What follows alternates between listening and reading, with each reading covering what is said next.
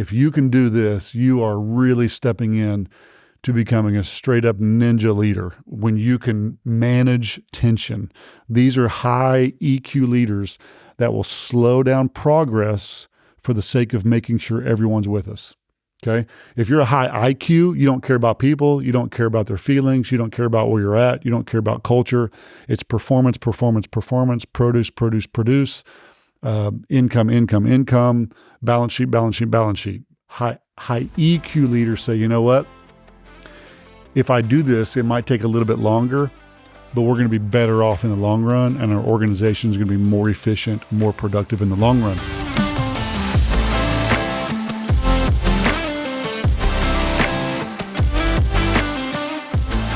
Hey, ReLeader's, thanks for joining us again for another episode where we are looking at leadership from a different perspective. We didn't grow it. We didn't start it. We didn't build it. We are rebuilding it. We are regrowing it. We are restarting it. And in many instances, we're fixing what we didn't break. I pray and I hope that this podcast and the things that we produce are helpful to you. They're encouraging to you because you are unique. You're not just any leader. You're a ReLeader. And it's a very difficult task. And so we invite you to be a part of this community. If this is a gift to you, if it's a blessing to you, hey, share it with your friends. Most likely, if you're a ReLeader, you know a lot of ReLeaders.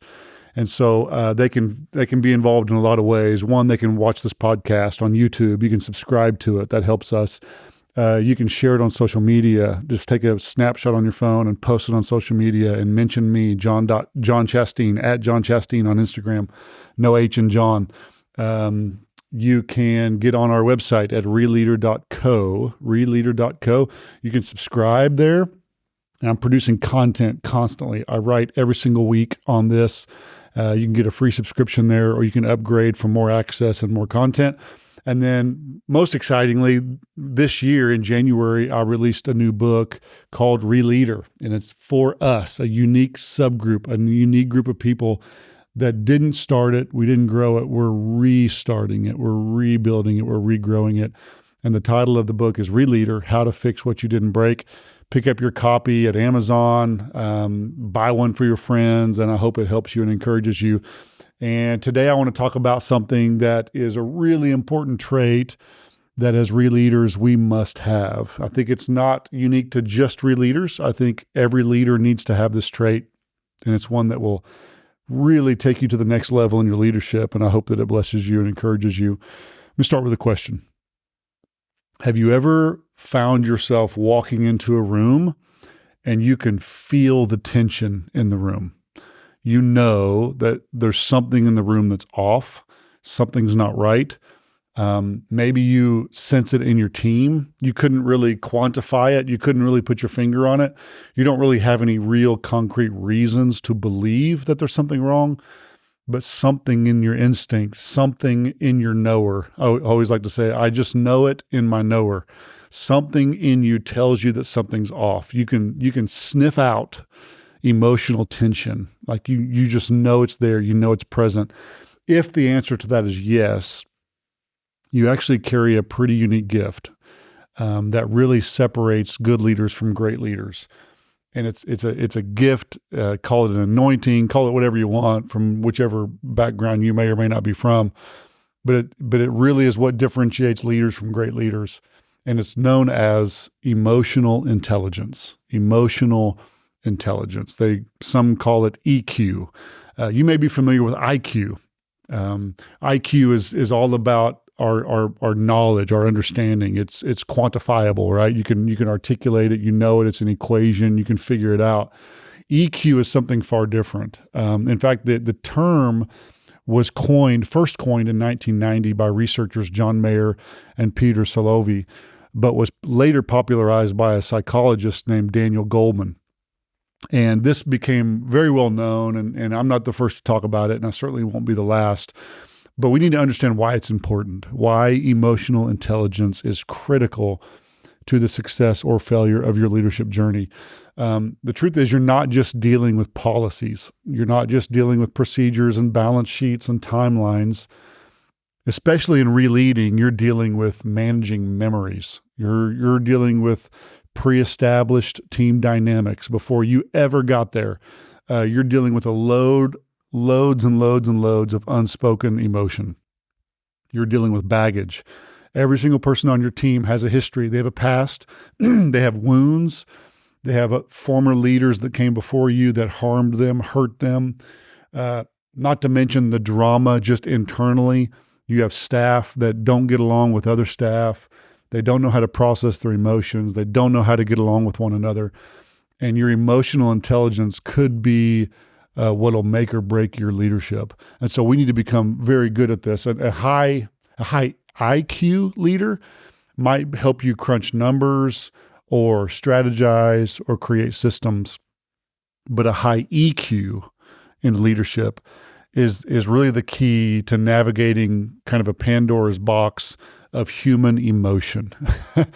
And this is where it gets really challenging in leadership. If it was just spreadsheets, if it was just systems, if it was just analysis, anybody could be a leader, right? Anybody could read a book, study something, and become a better leader. What really makes it difficult to be a leader many times is you're dealing with people. My dad used to always say, my dad was a pastor for years, and he would always say, John, if it weren't for people, this would be a really easy job. If you really want to be a great leader, you can't just be a great leader strategically. You have to be a great leader relationally. And that's what EQ is all about. And I believe that this talk, this concept, as we study it, could really be a key to unlocking your leadership to another level. Okay.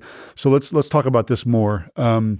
Emotional intelligence, what does it impact? What areas of your organization does it impact? Your emotional intelligence can have an impact on conflict management in your organization. It can have an impact on relational conflict, team unity, staff culture. It has a huge impact on the culture of your staff.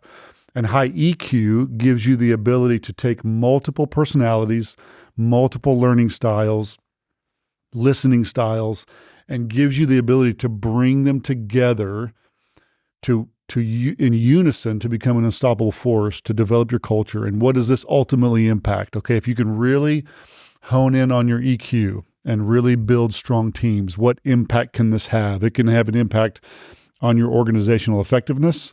It can have an impact on your organization's efficiency. It can have it can bring organization to your manufacturing or to your deadlines, project deadlines, which ultimately will have an impact on your customer satisfaction, which will ultimately determine whether your organization will grow or shrink, succeed or fail. Will it make money or will it go broke? Ultimately, whether or not you experience success. So I'm trying to let you understand and make you understand the importance of EQ, that while on the surface, we may just see it as emotional and dealing with people, and the temptation is just to move past it and get back to work, this can really ultimately have a huge impact on your organization.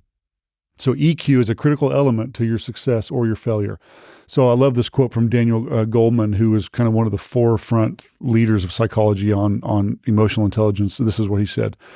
He said, the most effective leaders are all alike in one crucial way. They all have a high degree of what has come to be known as emotional intelligence. It's not that IQ and technical skills are irrelevant. They do matter, but they are the entry-level requirements for executive positions. So he's saying that IQ is just the scratching the surface of what it's going to take to become a high-level leader. So there are two kind of extremes in leaders, okay, or culture. So to kind of come along these same lines of IQ versus EQ, one might say that it's a rational brain versus a limbic brain, a rational brain versus a limbic brain, which would kind of be like a rationale. Think about rational from an IQ perspective. It just makes sense to your cerebral mind. It's very rational versus emotional. There's an emotional side to this. There's a personality side to this, which is EQ. Either one of these to an extreme is very unhealthy. Okay. So if you have a highly rational organization where all of your employees are just rational, they all think rationally, they have a high IQ, your culture is going to be cold. It's going to be very non-relational. It's going to be robotic. It's going to be very corporate in a sense. And too much of that is a bad thing. You need some of it, obviously. You need structure, you need systems. Take it to the other extreme if you are too emotional. So if you're too rational, you're cold, all these things. If you're too emotional, you have a culture of where progress is paralyzed because we're all just worried about our emotions and what we think and how we feel, and we never move the ball forward. We're tiptoeing around each other. There's a culture where we have to tiptoe around each other's emotions. Again, both of these are to an extreme are really unhealthy. And so what we want to do as ReLeaders is we want to try to find a healthy balance where we have intellect, we have IQ, but we also have a high level of EQ. We also have a high level of emotional intelligence. We're trying to strike a balance. So let's start by identifying somebody that has a lack of EQ. Okay, so you might identify this in yourself, or you might be able to identify people on your team who might be deemed as having a low emotional intelligence. Let me give you some examples, okay? Those who lack emotional intelligence, these are going to be some of their behaviors or symptoms or characteristics. Number one, lack of empathy for people's concerns. They're just kind of really, really low empathy. They're not going to think about other people in any way. They may have difficulty with active listening. They may listen to respond. They're not really listening. They're just listening to get back and to respond, okay? There's relational tension. They're always in some sort of relational tension with someone. There's just a ongoing conflict where they're at odds with one another emotionally because they don't have empathy, because they don't listen. Many times they are quick to make assumptions. So they will make assumptions really quickly particularly about people on their teams or people in the organization. And once they make those assumptions, in many cases, they hold a grudge against that person and they can't work with that person. Once someone has done something to you, they carry it, and they have they lack emotional intelligence. They can't adapt their emotions in real time. Many times they feel misunderstood, to be fair to them. They feel very misunderstood, and the emotions that they project or the way they treat people really wasn't what they meant to do. And they may say things over and over again like, that's not what I meant. That's not what I meant. And they feel very misunderstood. These are going to be some of the very repetitive things that you'll see in somebody who lacks emotional intelligence. So what does somebody with emotional intelligence look like? And that's what I really want to focus on for the remainder of the podcast today. If I'm going to identify somebody who does have a high IQ, has a high EQ, what does that look like? Or to say it another way, what are some things I need to focus on to perfect or improve my EQ? There's 4 things that we need to work on or be aware of or improve upon in order to develop a higher EQ, all right? These are not mine. If they were, I would tell you, and I'm not going to plagiarize these. This is something that came out of the Harvard Business School, okay? So the Harvard Business School produced 4 core competencies of emotional intelligence, okay? Let me say it again. Came out of the Harvard Business Review. These are 4 core competencies. Not to say there's not more, but these are at the core. 4 core competencies of those who carry emotional intelligence. 2 of them, interestingly enough, 2 of them have to do with yourself, and 2 of them have to do with others, okay? How you are and how you are with others, okay? So let's dive into these in the time we have left. The number one competency of those with a high EQ, number 1, they have high self-awareness. Self-awareness. Ironically or interestingly, as it turns out, that the quickest way to bring the best out of others is to bring the best out of you. Many times we are focused on other people, but really if we want to have a high EQ, the first step is to really do some self-evaluation. And am I self-aware? Okay. I believe, this is my opinion, I believe that self-awareness is one of the greatest attributes of a good leader. There's nothing worse than someone who has no self-awareness, especially if you're in a leadership position, because you're usually in a position where people can't tell you that you don't have any self-awareness because they like their job. They want to keep their job. So self-awareness, what is self-awareness? Self-awareness is your ability to not only understand your strengths and weaknesses, that would be your IQ. So for you to be able to understand your own strengths and weaknesses, that could be said that that's in high IQ, but to recognize your emotions. Can you recognize your own emotions, your EQ? And not only recognize them, but recognize the effects that they're having on your team and your organization.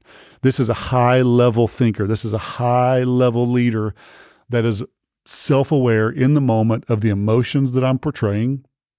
And can I control my emotions? Am I self-aware, right? It is I cannot overemphasize this. It is really, really difficult for you to determine that you are self-aware. Let me say it another way. It's very difficult for yourself, the self within you, your own soul, to determine whether or not you're self-aware. There's some research that was done by an organizational psychologist, Tasha Urich, and the research found that I want you to listen to these stats. These are crazy. 95% of people think they're self-aware. Okay, got it? 95% of people believe with every fiber of their being that they are 100% self-aware, and only 10 to 15% actually are. Okay? Think about the discrepancy there.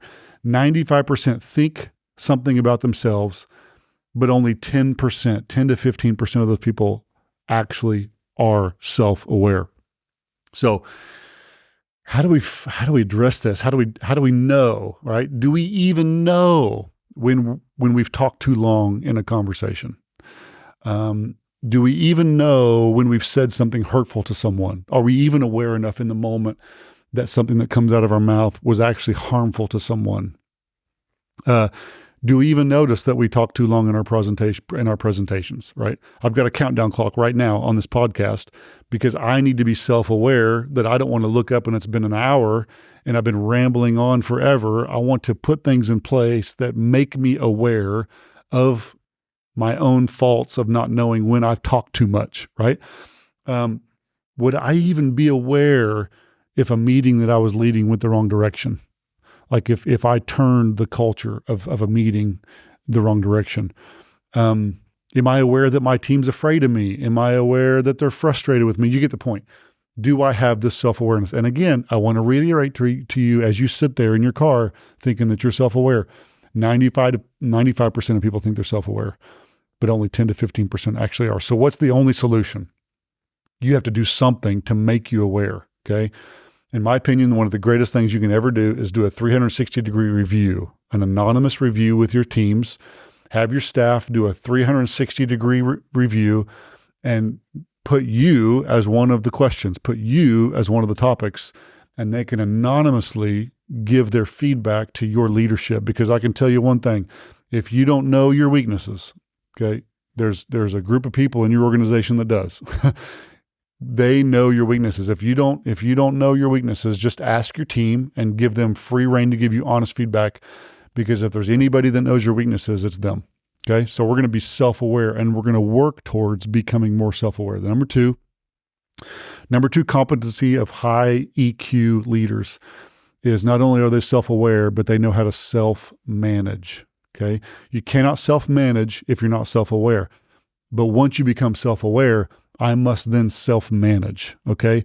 So you can never manage your people if you can't manage yourself, okay? You have no business leading other people if you can't lead yourself. I know that's kind of strong, but the easiest way to test this is to test how you react, okay? It's not just things in the natural. You need to manage your physical health. You need to manage your finances.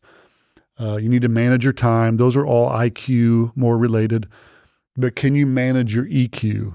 Do you know how to manage your emotions? There are many times as a leader that on the inside, I am cussing and screaming and yelling. And on the outside, I'm kind, I'm loving, I'm generous. I don't always get that right. But high effective, high efficient EQ leaders, they're self-aware, but then they know how to self-manage. So look for people in your organization too, as you're trying to identify leaders. Look for people in your organization that know how to self-manage. Okay, so those are the two related to you. Now let's get to the meat of the characteristics of high EQ. Number 3 competency is this, having social awareness. Okay. I have self-awareness. I have self-management. Number 3, I have social awareness. So not only am I self-aware, but I can read a room. This is kind of what we started the podcast with. Can you read a room? Can you walk in to a room, feel the tension, read the room, but not only read it, be able to bring clarity, be able to bring calm, be able to bring peace, be able to bring unity into a place where there is no unity. Now I'm talking like, y'all, this is like ninja skills. If you can do this, you are really stepping in to becoming a straight up ninja leader when you can manage tension. These are high EQ leaders that will slow down progress for the sake of making sure everyone's with us. Okay. If you're a high IQ, you don't care about people. You don't care about their feelings. You don't care about where you're at. You don't care about culture. It's performance, performance, performance, produce, produce, produce, income, income, income, balance sheet, balance sheet, balance sheet. High EQ leaders say, you know what? If I do this, it might take a little bit longer, but we're going to be better off in the long run, and our organization is going to be more efficient, more productive in the long run. A global leadership development firm called DDI, I found this. It says that they rank empathy. So this is an organization that studies this. They do leadership development, and they rank empathy as the number 1 leadership skill. Okay, I'm going to say that again. The number 1 leadership skill on their chart is empathy. Reporting that leaders who master empathy, catch this stat, they perform more than 40% higher in coaching, engaging others, and in decision-making. So leaders whose number 1 attribute is empathy, they actually end up performing 40% higher in the produce making, in the production making of their organization. Empathy, this high EQ, that I have social awareness, that I can see a room, I can gauge a room. And your biggest challenge as a leader will be that you simply don't notice. Okay. So one of your greatest attributes as a leader is that you notice. Imagine how better off we would all be if we just slowed down slow enough to notice the details that everyone else is missing. I have a friend, I wrote about this. I have a friend who has a Lamborghini, and he took me out in his Lamborghini, and we got out on the highway, and this dude got up to, I kid you not, 170 miles an hour, 170, and I am almost messing my pants in the passenger seat. But one thing I did notice is when you're going 170 miles an hour, the dotted line in the middle of the road actually turns into a solid line.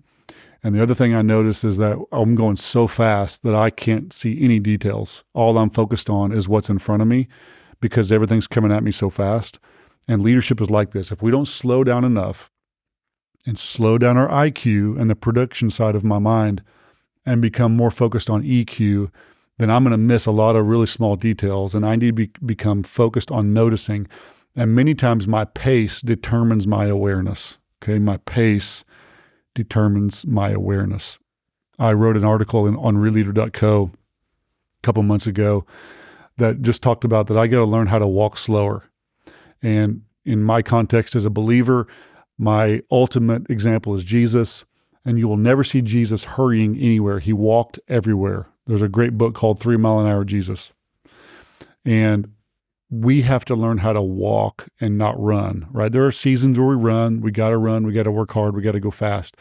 Having a high EQ is about slowing down enough to notice. Okay. So this is a huge part of it. And last but not least, number 4, the number 4 competency for a high EQ is relationship management. Relationship management. Okay. So if having social awareness is like being a soldier on the front lines and a ninja, like having relationship management is like Navy SEALs level special ops, the few, the proud, the leaders with relational management. These leaders are unbelievably effective in their organizations. Relational leaders have a really high EQ and they've mastered this level. So relational management is your ability to tackle conflict head on, but not just tackle it, because you could tackle it and actually make it worse. Those with relationship management skills are able to attack conflict, but in a way that brings resolve. Okay. Now this is really difficult, and every situation is a different animal, right? Case by case. But the challenge is can I walk someone through discipline or correction and still maintain relationship? Now, I want you to think about the complexities of that. I want you to think back in your organization, a situation where there was major conflict, two people at odds with one another, maybe you were at odds with one another, and how you manage that situation.